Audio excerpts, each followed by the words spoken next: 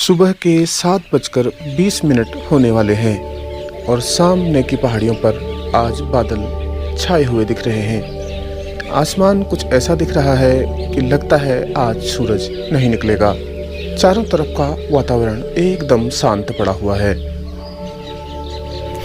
भले ही सूरज नहीं निकला हो, लेकिन बरसात नहीं हुई है और ये फूल यहाँ मुझे पानी से सींचने पड़ रहे हैं। अच्छा ही हुआ जो मैंने दीपावली में इनकी माला बनाकर नहीं लगाई, वरना अब तक तो मुरझा चुके होते, लेकिन अभी यह तरोताजा और खिले हुए हैं। घास भी पक गई है तो इसमें बालियां हो आई हैं। अभी आप मेरे घर के आसपास का ही दृश्य देख पा रहे हैं। बादल को चीरते हुए थोड़ा बहुत सूरज की रोशनी बाहर निकलने का प्रयास करती लग रही है। जिरेनियम के पौधे में चटक लाल फूल लगे हुए हैं। एक चिड़िया ने, गौरैया ने, जब उसको घोंसला नहीं मिला तो उसने दीवार पे छेद करके वहाँ से मिट्टी बाहर निकाल करके वहाँ पे अपना घोंसला बना लिया है और अभी आप इसका एंट्रेंस देख सकते हैं। एक फैमिली गौरैया की यहीं रहती है।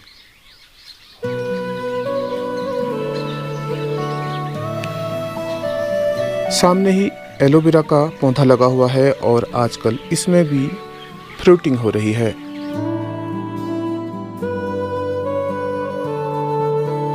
स्वागत आप सभी लोगों का पहाड़ों की ओर से, जहां ऊंचाइयों पर गहराइयां मिलती हैं।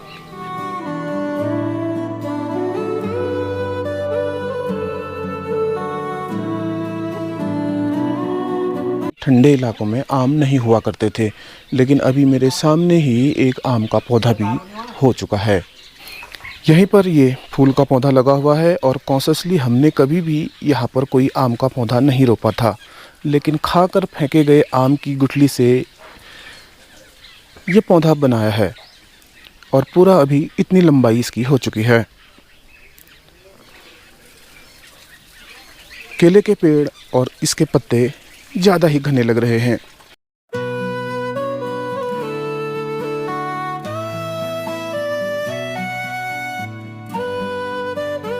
साइज में ये काफ़ी बड़े होते हैं, इतने कि पूरे आदमी की हाइट से भी ज़्यादा बड़े। अभी एक पत्ते को मैंने उठाया हुआ है। यहीं से आप देख सकते हैं केले लगे हुए अभी पूरी तरह से हरे हैं।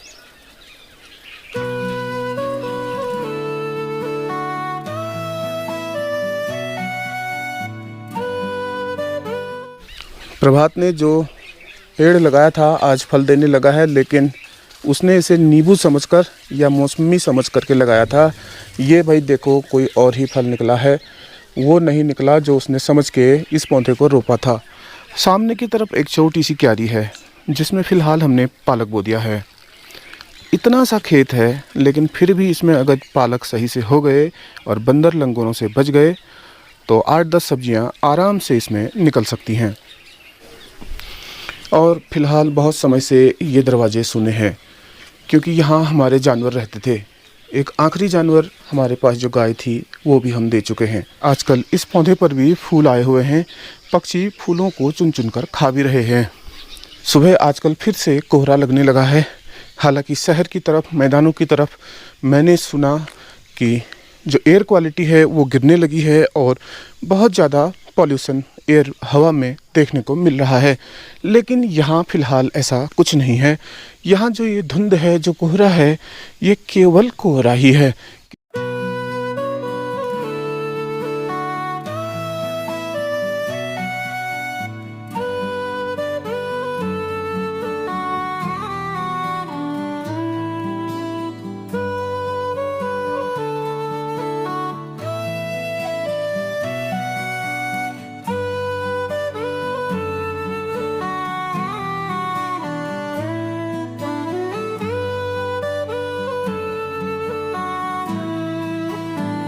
सच बताऊं तो इतनी तरह के फूल यहाँ खिलते हैं, आपको देखकर हैरानी होगी। हर फूल अलग होता है, हर झाड़ी में अलग तरह का फूल खिलता है। एक फूल यहाँ पर भी आप देख रहे हो खिला हुआ।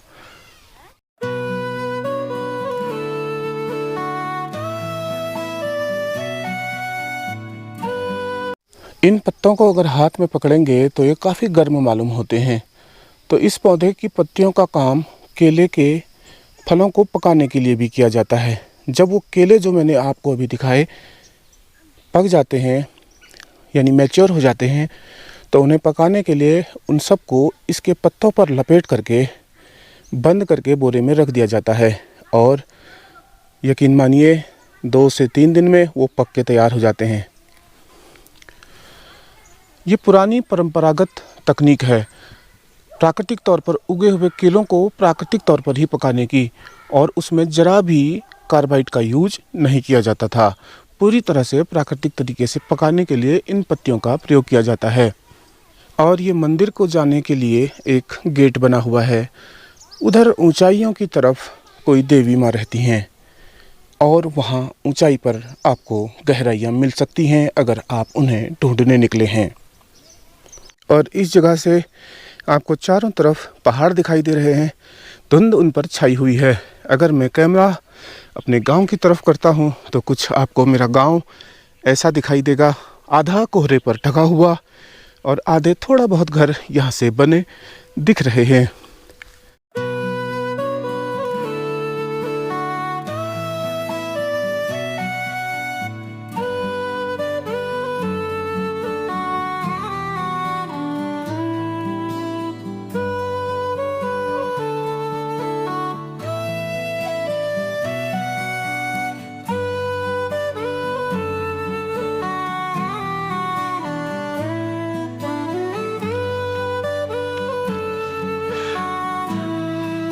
बांज के पौधे लगे हुए हैं और यहाँ से कुछ इस तरह का दिख रहा है। अक्सर कभी कभी यहाँ गायें भी चरने आती थी, जानवर चरने आते थे। और अभी ऊपर की तरफ अगर मैं देखूँ तो इस तरह दिखाई देता है। अक्सर मैं यहाँ से शूट करता हूँ और अक्सर मैंने यहाँ से वीडियो बना के आपको दिखाए हैं। ये वही जगह है जो बहुत खूबसूरत लगती है मुझे, और कैमरे में भी ये बहुत खूबसूरत है। उम्मीद है कि आपको भी ये पसंद आ रही होगी। अब यहाँ तक आ ही गए हैं तो थोड़ा आगे तक भी चलते हैं, तो इस तरह से हमारी सुबह की वॉक पूरी हो जाएगी और आपको भी ये पसंद आएगा सफ़र। अभी इतना चलने में ही हालांकि ठंड है फिर भी पसीना हो चुका है, तो इसका मतलब ये है कि हमने एक अच्छी वॉक कर ली है। हम इतना खुल के यहाँ पे घूम पा रहे हैं बारिश न होने की वजह से।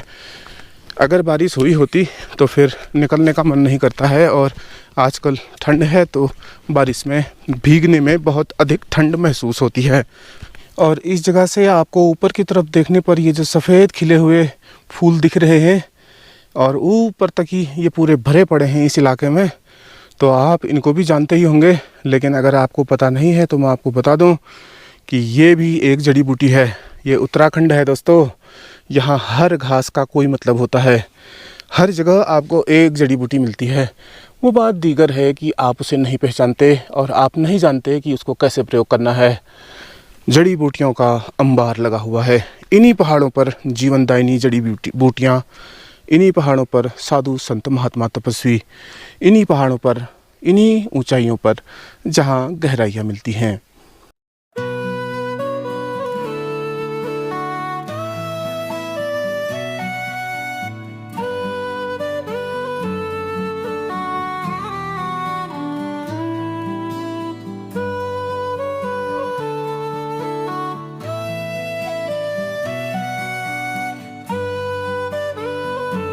देखो मेरे पीछे कितने ज़्यादा खिले हुए हैं ये। इसका नाम भी आपको बताना है कमेंट सेक्शन में। अगर आपको नहीं पता है तो फिर मैं बताऊंगा। हमारा मन भी बहुत ड्रामेबाज है। जब गांव के इस बेइंतहा सुकून से भर जाता है तो कहता है कि चल शहर की तरफ चल। और जब शहर की भीड़ में बोझिल हो जाता है तो कहता है चल गांव की तरफ चल, चल सुकून की तरफ चल, अपनी जड़ों की तरफ चल, चल मस्त हवाओं की तरफ निकल। समय रहते अपने मन पर काबू पाना ज़रूरी है। और ये बात मैंने आपको अपने फेसबुक लाइव में भी कही थी, वहाँ पर एक रील भी बनाई थी। आप लोग चाहते हैं तो मुझे फेसबुक पर भी फॉलो कर सकते हैं। माना कि आप फेसबुक नहीं चलाते, एक मेरा अकाउंट अगर आप फॉलो कर भी लेंगे और मेरी प्रोफाइल पर कभी कभी आकर विजिट भी कर लेंगे तो इससे मुझे बहुत सहायता मिलेगी और आपका थोड़ा बहुत मनोरंजन कुछ दूसरे ही तरीके से वहाँ पर भी होगा। आज मैंने आपको अपने गांव की एक खूबसूरत सी सुबह दिखाई। सिर्फ इतना ही नहीं, यहाँ दिखाने को हर रोज़ कुछ न कुछ है। लेकिन उम्मीद आपसे ये है कि आप इस वीडियो को अधिक से अधिक शेयर करें, अधिक से अधिक फैलाएं, ताकि देखने वालों की संख्या बढ़े तो मुझे भी कुछ इनकरेजमेंट मिले, कुछ हौसला मिले, जिससे कि मैं आगे भी इस तरह के वीडियो आपके लिए बनाता रहूं। अगले वीडियो तक अपना ढेर सारा ख्याल रखिए। Take care, bye bye.